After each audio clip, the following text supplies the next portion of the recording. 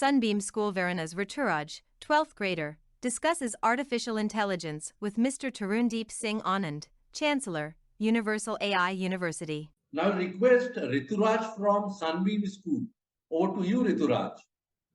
Thank you, sir. So my name is Rituraj from Sunbeam School Varuna, Varanasi. So my question is very clear and very simple. Sir, as taking jobs, do you feel after long our AI will be our biggest enemy for not creating end meal, but for fighting as the biggest forever younger warriors? So what is your take on this question?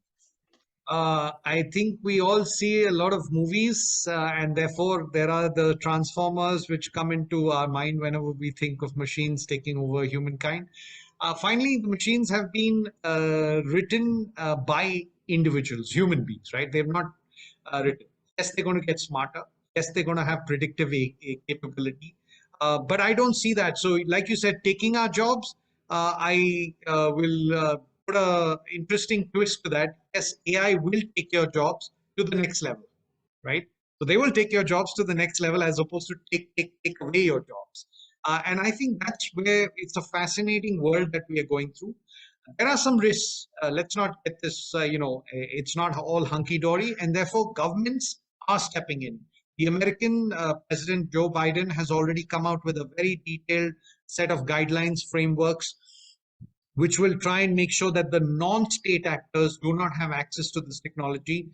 Because like nuclear, right? If it goes in the wrong hands, people can create havoc. Yet today people are saying the energy transition, nuclear is going to be a hydrogen, of course, but nuclear is going to be an important part of it. Similarly with AI, we want to make sure that the non-state actors who are going to misuse the technology shouldn't get their hands on it. Remember, to run this level of AI, what is OpenAI doing with ChatGPT, there is a minimum of a $50 to $100 million investments required, right? That's why China is a little ahead in the game. So one is to take that kind of hardware is required. You can't hide these servers. I mean, it's just sheer power, the kind of energy that they consume. So it's going to be very difficult for terrorist organizations who need to move from point to point to take it. So I'm that way not so worried. Of course, there is a saying that will AI become sentient? What is sentient? Sentient is being human, right? Having those emotions. Yes, there are some AI bots people are talking to and making friends and even marrying those AI bots, online. So I've heard of that. I don't think we in India need to worry. There are enough people with a good head on our shoulders on both sides of the aisle to allow us to do that. But I think the most important thing about AI, which I would just like to say, which I would say that I want to see more regulation, is that when you're talking to AI, you should know that this is an AI bot speaking. So whoever uses an AI, right? Today you can get a phone call from your mother, right?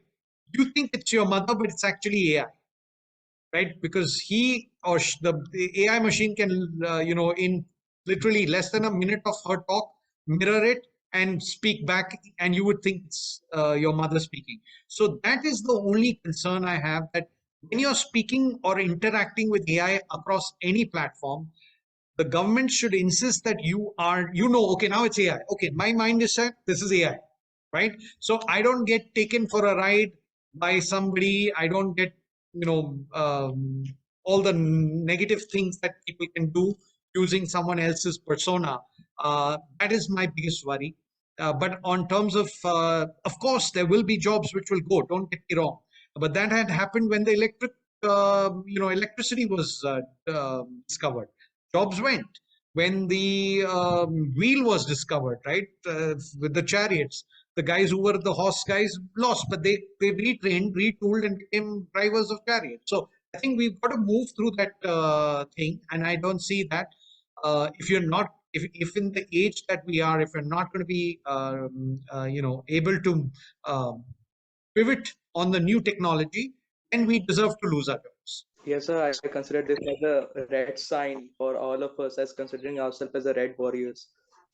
Good one. Good one.